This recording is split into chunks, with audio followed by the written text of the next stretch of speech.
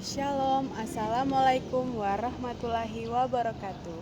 Kami dari kelompok 2 pada saat ini akan membahas materi ke-6 tentang sistem filsafat.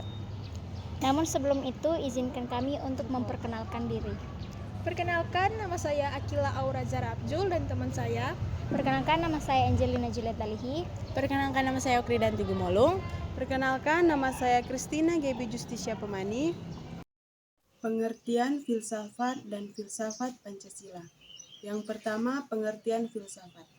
Istilah filsafat secara etimologis merupakan padanan kata falsafah Arab dan filosofi Inggris yang berasal dari bahasa Yunani philosophia. Kata filosofia merupakan kata majemuk yang tersusun dari kata philos atau philein yang berarti kekasih, sahabat, mencintai, dan kata sophia yang berarti kebijaksanaan, hikmat, kearifan, dan pengetahuan. Pengertian filsafat Pancasila. Pancasila sebagai filsafat mengandung pandangan, nilai, dan pemikiran yang dapat menjadi substansi dan isi pembentukan ideologi Pancasila.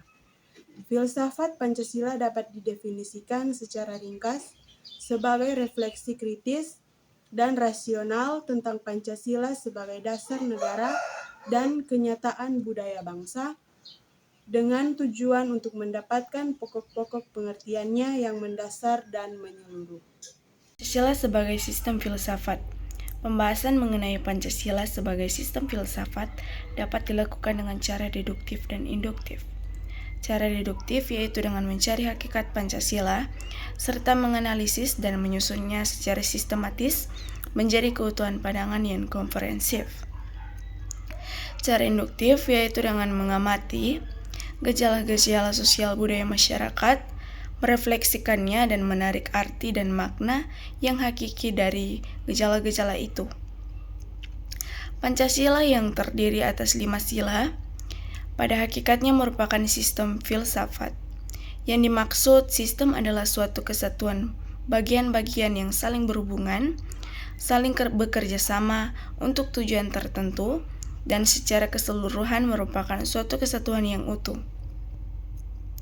Sila-sila Pancasila yang merupakan sistem filsafat pada hakikatnya merupakan suatu kesatuan organisasi, artinya antara sila-sila Pancasila itu saling berkaitan, saling berhubungan, bahkan saling berkualifikasi.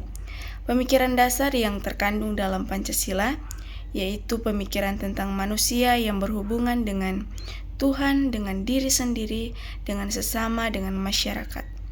Bangsa yang nilai-nilai itu dimiliki oleh bangsa Indonesia. Dengan demikian, Pancasila sebagai sistem filsafat memiliki ciri khas yang berbeda dengan sistem filsafat lainnya, seperti materialisme, idealisme, rasionalisme, liberalisme, komunisme, dan sebagainya. Wawasan filsafat meliputi bidang atau aspek penyelidikan ontologi, epistemologi, dan aksiologi. Ketiga bidang tersebut dapat dianggap mencangkup kesemestaan. Oleh karena itu, berikut ini akan dibahas landasan ontologis Pancasila, epistemologis Pancasila, dan aksiologis Pancasila.